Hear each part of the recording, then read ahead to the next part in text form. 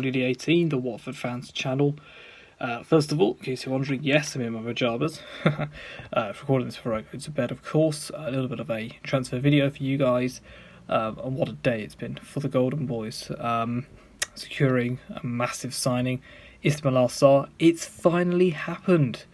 After, I think it's around about a month or so of speculation. It's roughly a month since Adam Leventhal, I think, first tweeted about him. The Hornets have got their man. He signed for a club record fee. The fee paid to Rennes was £35 million, an initial fee with approximately £5 million in add-ons. That's a record deal worth about £40 million in total. I also believe that I think Rennes will get some sort of another payment if Watford avoid relegation as well. It's according to, I think, one of those French football sites as well. So a great deal for Rennes. They've had a profit on a very, very prolific player for them, and ultimately we've got a 21-year-old prolific player. Really, there's not much else to say. He is, of course, a winger. Played for Rennes. I remember him scoring a fantastic goal for Rennes, actually against Arsenal last season in the Europa League, in a game that Rennes they tore Arsenal apart in that game. I remember that, but. The Senegalese winger has signed for Watford. Something that, again, it's just been a saga that's kept rumbling and rumbling on. At one point today, or maybe around about mid-morning or so, I genuinely thought we weren't going to get him. It's 11:15 on Thursday night, and Ismaila Sarr is a Watford player. I think I've just said that again. Ismaila Sarr is a Watford player. Phenomenal. It's just been such a brilliant transfer window for us as well, and we can add the Senegalese to our roster of new players as well, of course. Tom Deli Basharu arriving from Manchester City, great Nigerian under-20 international, released by Manchester City. Really looking forward to seeing how he kind of integrates. Hopefully he'll be like another Keena. I think there's a lot of potential there. Craig Dawson, of course, arrives from West Bromwich Albion for about £5.5 million. And of course, Danny Welbeck arrived as a free agent yesterday. So great day all round. A great window all round, and we've kept hold of De La Feu, we've kept hold of Doucouré, and we've kept hold of Pereira as well. I think we're looking really strong going into the new season. I think it was pretty evident towards the end of the window that we were kind of looking to bring in a left back, possibly. One of those left backs was a guy called Plattenhardt from Hertha Berlin, and not a whole lot there. A few sources reporting that a deal had been done. He was due to come over for a medical. It looked something along the lines of maybe the German international didn't really want to uproot. Maybe found the whole deadline day a little bit too stressful, and as I think opted to stay at Hertha Berlin.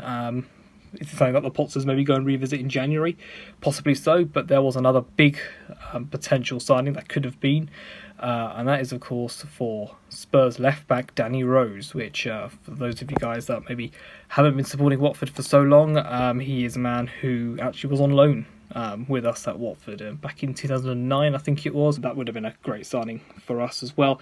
Some people, I think, I've seen a few fans come out and say, it would have been maybe surplus to requirements. Ultimately, I think it's great the fact that the Potters were thinking about that, because Holebas isn't getting any younger. Messina has done well in parts, but maybe somebody like a bit more permanent to fill in the position, possibly.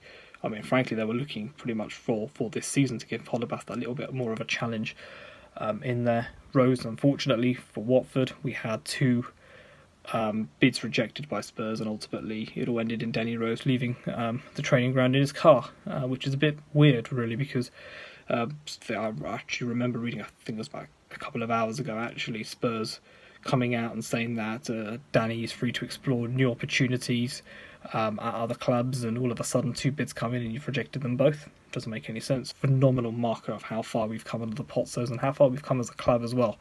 The fact that I can genuinely sit here on transfer deadline day, transfer deadline day night, it is now finished, and the fact that I'm actually relatively happy, the fact that I'm sitting here now, it's a real testament to Gino Pozzo and the guys behind the scenes as well. So ultimately it's got me even more excited for the season, which of course officially starts tomorrow night, of course, with the Friday night football.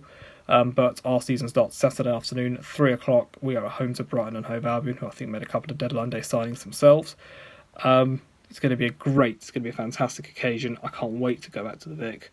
Unfortunately, I don't think there's any chance we'll see any of our new signings on Saturday, but in the weeks and months to come, I'm sure they're going to make a great impression on the fans, on their fellow teammates as well, and hopefully we're all upstanding, all jumping out of our seats, celebrating goals, celebrating great moments from those guys. I genuinely cannot wait for the start of the season now. I'm going to leave that there though. Thank you so much for watching.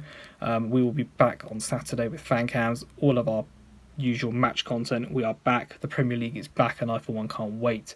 Bring on the new season. Come on, you all.